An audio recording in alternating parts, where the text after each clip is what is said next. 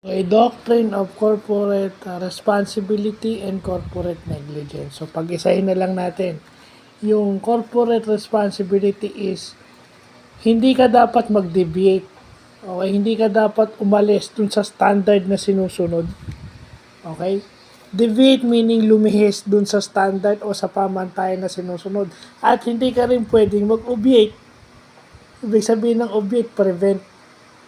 Hindi mo pwedeng pigilan yung pag-usad ng procedure na tama. Okay? Yan yung doctrine of corporate responsibility. Basically, yun lang yun. Pero pag sinabi mo namang corporate negligence, it is a corporation's responsibility to deliver quality services or quality products and monitor yung performance ng staff. So, ibig sabihin, kung president ka ng isang o CEO ka ng isang korporasyon, make sure na lahat ng ginagawa is of quality, good quality.